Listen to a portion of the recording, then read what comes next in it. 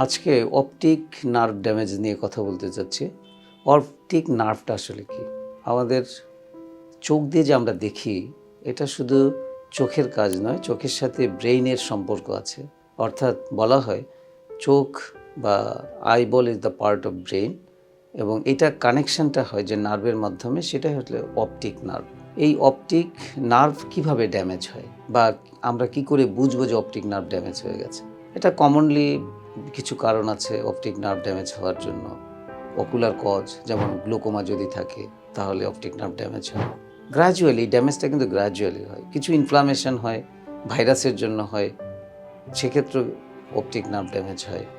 কত কিছুটা পার্মানেন্ট হয়, কোনোটা আবার টেম্পোরারি হয়, চিকিৎসা নিলে ভালো হয়ে যায় কোনোটা, আবার কোনোটা সঠিক সময় চিকিৎসা না নিলে একেবারেই ক্ষতিগ্রস্ত হয়ে যায়। এবং এখানে একটা জিনিস মনে রাখা উচিত, অপটিক নার্ভ যদি একবার ড্যামেজ হয়, বিকজ যেহেতু এটা ব্রেইনের পার্ট, এটা কিন্তু আর কখনোই ভালো হয় না, অর্থাৎ ইরিভার্সেবল ড্যামেজ বলা হয় এটাকে।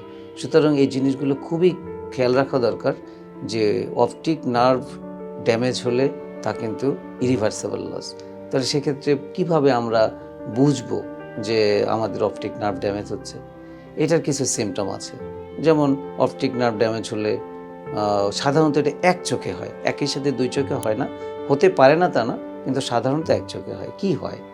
দেখা যায় যে তার ভিশনটা ঝাপসা হয়ে গেছে, তার কালার ভিশন কমে গেছে বা ফেড হয়ে গেছে বা নষ্ট হয়ে গেছে। কখনো পেইন থাকতে পারে, কখনো পেইন নাও থাকতে পারে, হঠাৎ করেই হতে পারে, আবার একেবারে আস্তে আস্তেও হতে পারে। তো যেটাই হোক, এই ধরনের সিমটম যদি দেখা যায় তাহলে কিছুতেই দেরি করা যাবে না, সাথে সাথে নিকটস্থ চোখের ডাক্তারের কাছে যেতে হবে।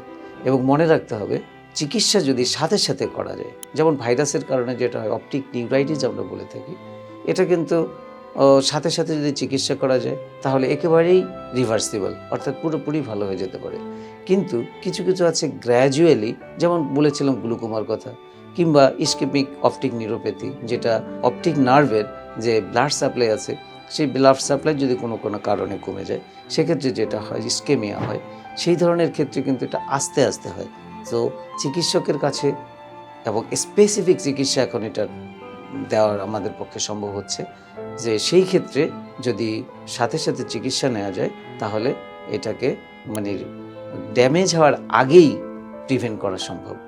এটা মনে রাখা দরকার যে সিমটম দেখা দিলে আর দেরি নয়, ডাক্তারের কাছে যেতে হবে।